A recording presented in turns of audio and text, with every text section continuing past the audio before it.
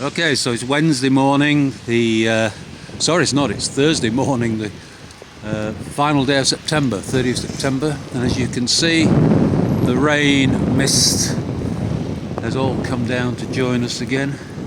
So we look around Reef, and it's forecast to do that for the whole day. So I'm not sure I'll be taking that many photos. There are two routes you can take. One is a sort of short up and over Greet Hill, and the one swings all the way around it. And the advantage of that is it has lovely views back over Swaledale. But I don't see that happening today, so we'll probably do the up and over. So as we cross over Grinton Bridge, we get one of our last views of the Swale, I think.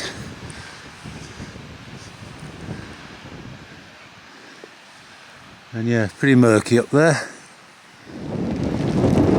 So this is Grinton Lodge Youth Hostel, which is where we'll make a decision as to which way we're going to go. I think I'm going to go over the hill, although it's murky, I don't particularly recommend it. Visibility is reasonable, but it's a bit pointless taking the route around for the magnificent views, because there aren't going to be any. Well, these should be splendid views over there. As to really where we came from yesterday, but as you can see it's not. We're heading up now towards this hill, just on the road, this little road a little bit further. Join this one and then we'll head off to the right along a path.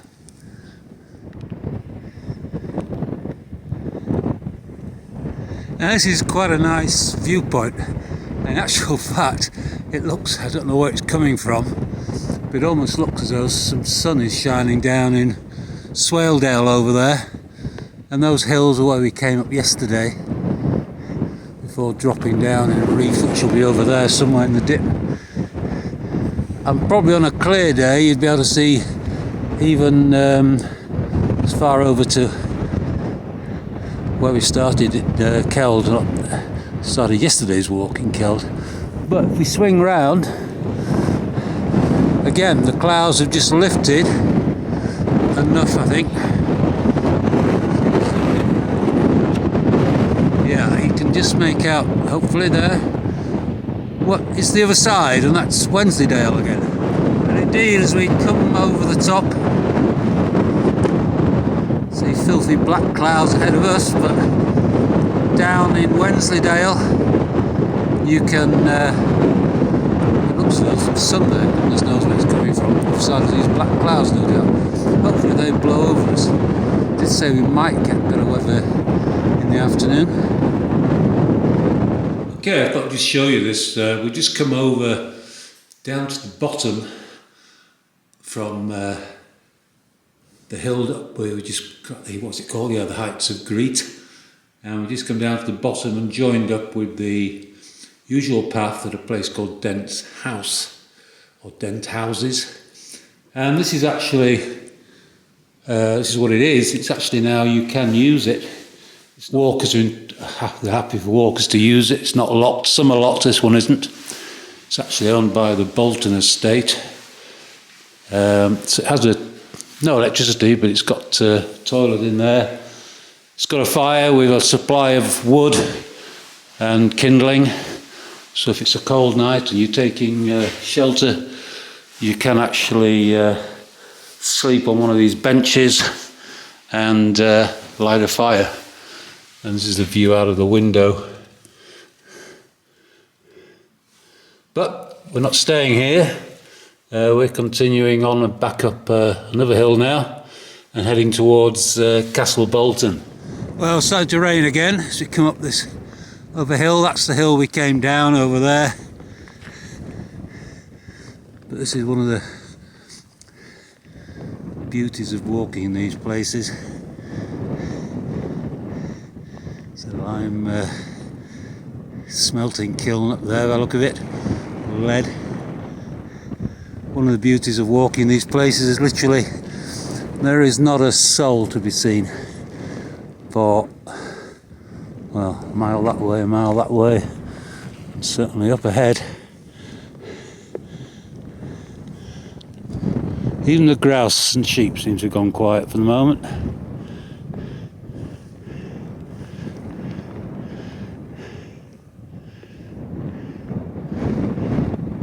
Wonderful solitude. But it has started raining again. Well, we're right at the top here, and I think we're in the cloud. It's probably why we're getting a bit wet, but it's nothing heavy. And now, as we've just left the peak of that hill, we're on a green path, and although it's very misty down there, we can start to see Wensleydale opening up in front of us.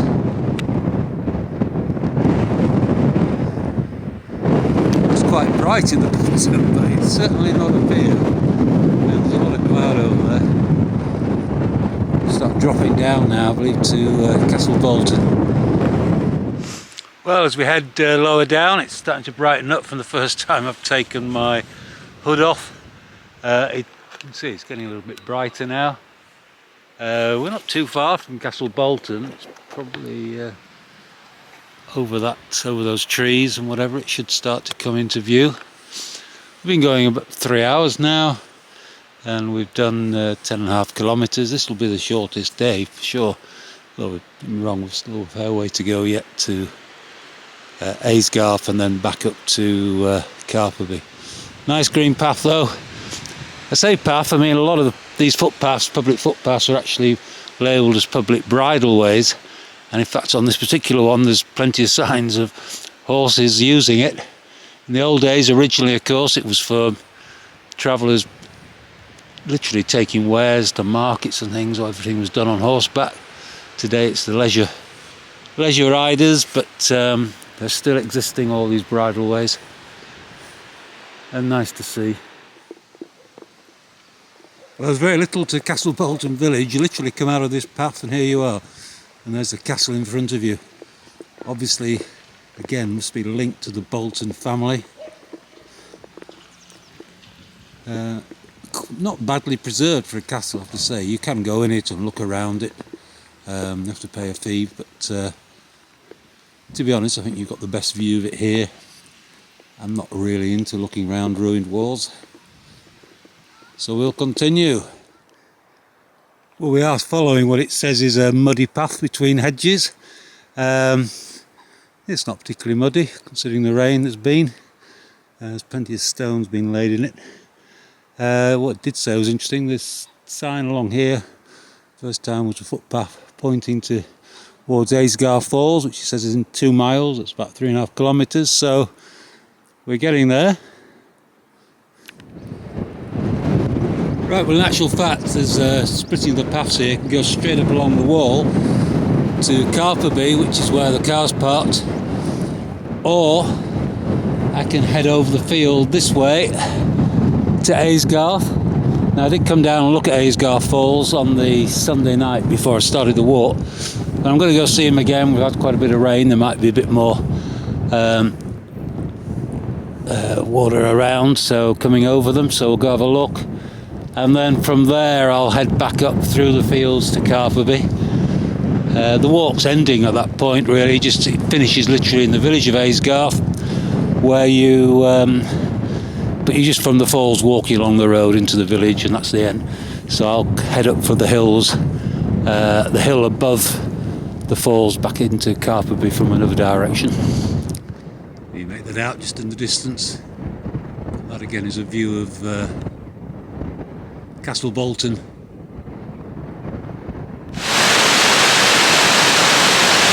Well, this is the Middle Falls. The path goes very close to it, so I just popped down to have a look.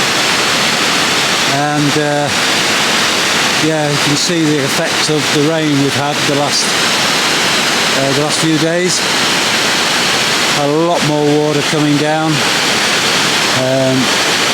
You're right, you think, yeah, it looks brown, it always does, it's all the peat, it's on the hills.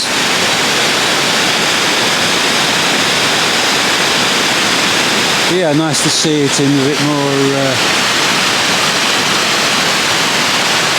force.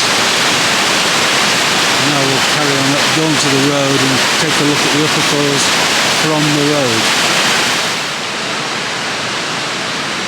So here we are then. This is the upper falls from the bridge.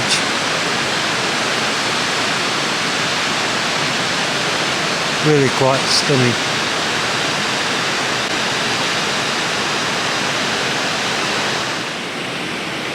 Now the walk ends actually just around that corner. You go into the village of Aysgarth, that's the end of it. We're going to go back over the bridge and then through the National Car Park Centre and the National Park Centre car park, and then up the hill back to Carforby. It's a little bit further, but worth coming down here again, I think. And here we are back where it all started 4 days ago. The Wheat Sheaf Inn, and I'm parked just 20 yards or so up the road. So 5 hours 22 minutes, exactly 18 kilometres later, here we are back at Journey's End.